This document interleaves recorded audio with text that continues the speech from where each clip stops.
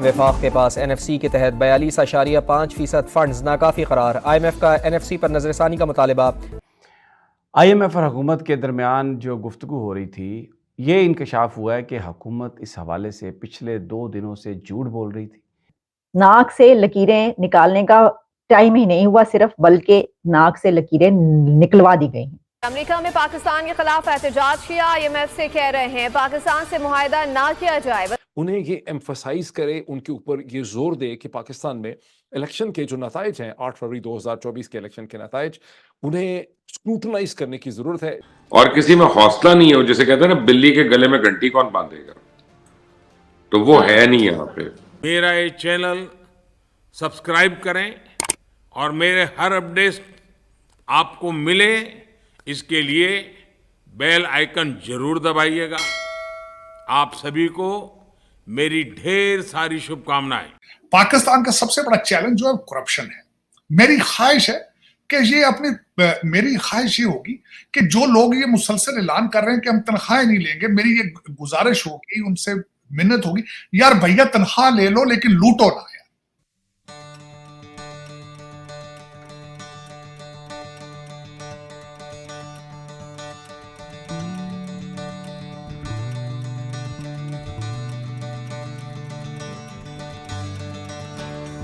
कि सारे मामलात IMF से तय हो गए हैं। IMF ने इमरान खान के लेटर को रिजेक्ट कर दिया है और $1.1 बिलियन की जो ट्रेंच है वो बस अनकरीब मिलने वाली है। ये हुकूमत पाकिस्तान का एक प्रेस रिलीज़ था जिसमें उन्होंने ये दावा किया था कि 26 अहदाफ मुकर्रर किए थे IMF ने और 25 जो हैं वो पूरे कर लिए हैं। और बिल्कुल इस वक्त जो IMF है वो कर्ज़े की जो लास्ट ट्रेंच है वो देने के लिए तैयार है और almost everything is settled. IMF ने इस बात पर सख्त नाराज़गी का इजहार किया है रिपोर्टेडली, और हुकूमत पाकिस्तान से कहा है कि आपने ये किस तरीके से ये प्रेस रिलीज़ जारी कर दी है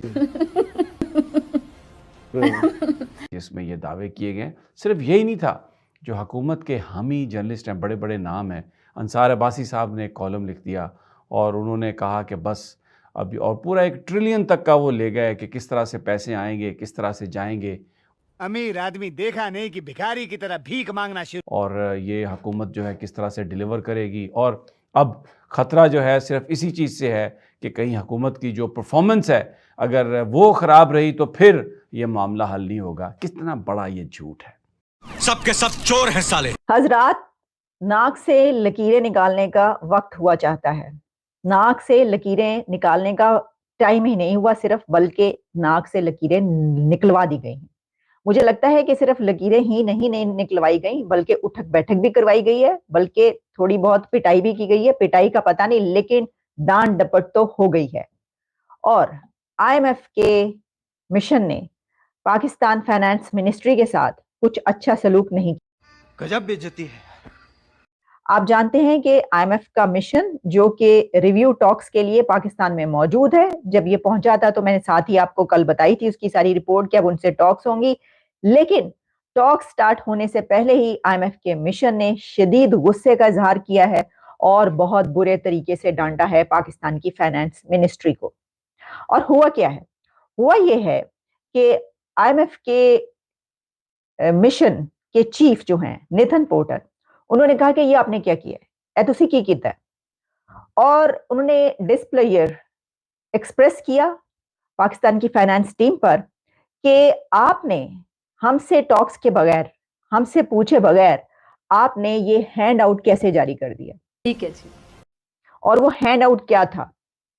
एंड कैन यू इमेजिन कि पाकिस्तान की फाइनेंस मिनिस्ट्री की तरफ से IMF की फीडबैक के बगैर उनसे टॉक्स से पहले ही हैंड आउट जारी कर दिया गया, जिसमें कहा गया कि तमाम टारगेट्स जो है वो अचीव कर लिए गए हैं और जो भी स्ट्रक्चरल बेंचमार्क्स हैं वो गेन कर लिए गए हैं। तो उन्होंने कहा आ जाए इधर, जरा कान पकड़ लें।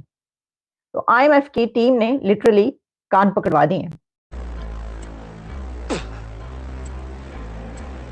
बैंड बज गया कि आज है 14 मार्च, ठीक, 4 बजे आप ये प्रोसेस कर रहे हैं। At the same time Pakistan में IMF का एक डेलीगेशन टीम पहुंची है और वो वहाँ पर, जिसकी अखबारों में बहुत हेडलाइंस लग रही हैं कि पाकिस्तानी हुकूमत के साथ उनका एक रिव्यू हो रहा है।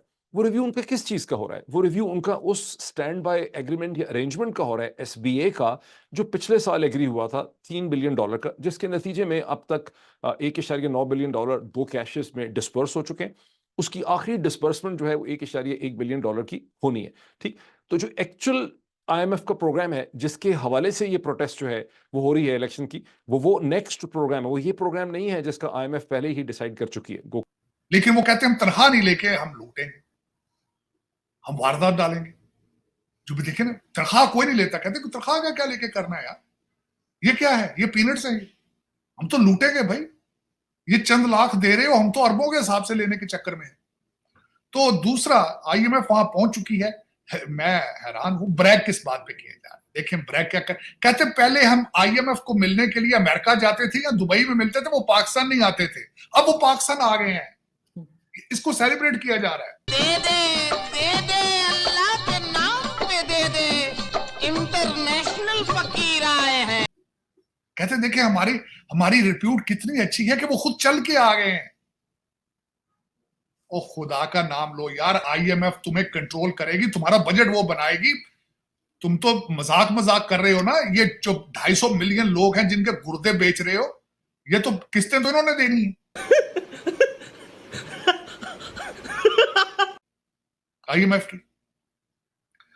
दूसरा उसमें जो आरजू, एक तो कहते हैं कि खान साहब के ऊपर पाबंदी लगाई है कि 12 दिन या 14 दिन उनसे मुलाकात नहीं कर पाएगा। उसमें कहते हैं कि शायद IMF वाले पिछली दफा मिलने चले गए थे, शायद वो न चले जाए मिलने। और एक बात जो इस्लामाबाद में मैं जब गया हूँ वहां पे कोसार मार्केट वगैरह में 1-2 दफा खाना खाने या लोगों को मिलने 1-2 जगहों पे, दफ्तरों में, तो एक बात हर आदमी इस्लामाबाद के अंदर तो करता है कि यार 4 महीने तक है ये हुकूमत, 4 महीने के बाद इमरजेंसी लग सकती है। अच्छा, मैं हर एक से पूछूं क्यों लग सकती है, तो मुझे इसका कोई स्ट्रेट जवाब नहीं देता, सिर्फ ये कहता था कि यार ये बस अल्लाह करे कि मैं गलत हूं और ये हालात बेहतर हो जाएं, हालात इतने खराब हैं। तो इस वक्त जो है ना, फियर ऑफ द अननोन है पाकिस्तान में। और देखें पाकिस्तानियों का हाल जो है ना, हम बेसिकली झूठे और 2 नंबर लोग हैं। वो चाहे हमारा वजीर आजम हो, वो चाहे मैं हूं, चाहे आम आदमी हो, सारे झूठे हैं।